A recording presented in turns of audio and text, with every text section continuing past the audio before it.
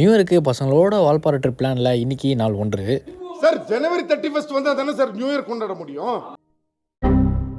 வெற்றிகரமாக காரை வாடகைக்கு எடுத்துட்டு எப்படியோ சென்னை டிராஃபிக்கில் ஒரு வழியாக பெட்ரோலை ஃபில் பண்ணிட்டு அதை வீட்டுக்கு எடுத்துகிட்டு வந்து சேர்த்துட்டோம். எல்லாரும் மாதிரி நியூ இயர் நல்லா ஹாப்பியாக கொண்டாடிட்டு ஒரு குட்டி பூஜையை டைட்டாக போட்டு 1 மணி பிரயாணத்தை எப்படியோ ஒரு 3 மணிக்கு நாங்கள் தொடங்கிட்டோம். ஸ்டார்ட் பண்ண 1 ஹவரில் எல்லாருமே ஹாப்பி மூடு. ஆனால் அடுத்த 1 ஹவரில் எல்லாரும் வாய மூடுன்ற மாதிரி நல்லா தூங்கிடுச்சுங்க. இந்த ஒரு பீடை எப்படி தூங்குது, ஆனால் அது நான் தான்.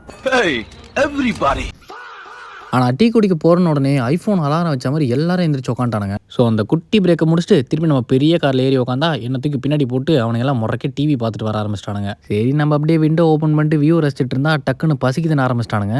ஆனால் சும்மா சொல்லக்கூடாதுங்க, சாப்பிட்றதுக்கு நிறுத்தின ஸ்பாட்டு ஒர்த்து. ஸோ அதனாலே டக்குன்னு போய் ஃப்ரெஷ்ஷப் ஆகிட்டு வந்துட்டு இந்த இட்லியோட 3 வீடு சைடிஷை இந்த அழகான சினரியோ ரசிச்சுட்டே சாப்பிட ஆரம்பிச்சாச்சு. ஆனால் அதில் ஒரு வீட்டோட சைடிஷ் சாப்பிட்றப்பவும் ஒரு மெமரிஸ் வந்துச்சு ஸ்கூலோடது. So main dish chapati idli, side dish vada curry, 2 வீட்டு தக்காளி தொக்கு, 3 வீட்டு தக்காளி தொக்கு. ஸோ முடிச்சுட்டு பக்கத்தில் கையும் கழுவிட்டு அங்கனுக்குள்ளேயே பாத்திரத்தையும் கழுவிட்டு மறுபடியும் நம்ம டோராவோட பயணத்தை ஸ்டார்ட் பண்ணியாச்சு. ஆனால் இந்த வாட்டி நான் ஒரு சூப்பர் ஸ்பாட் சொல்கிறேன். இந்த ஸ்பாட்டை நீங்கள் வடிவேலோட காமெடியில் பார்த்துருப்பீங்க. யாருக்காவது என்ன காமெடி ஞாபகம் வச்சுன்னா மறக்காம கமெண்ட் செக்ஷனில் சொல்லிட்டு போங்க. ஸோ அந்த ஸ்பாட்டை பற்றி பார்க்கணுன்னா நம்ம சேனல் மறக்காம ஃபாலோ பண்ணிக்கோங்க. அடுத்த வீடியோவில் கண்டிப்பாக போடுறேன்.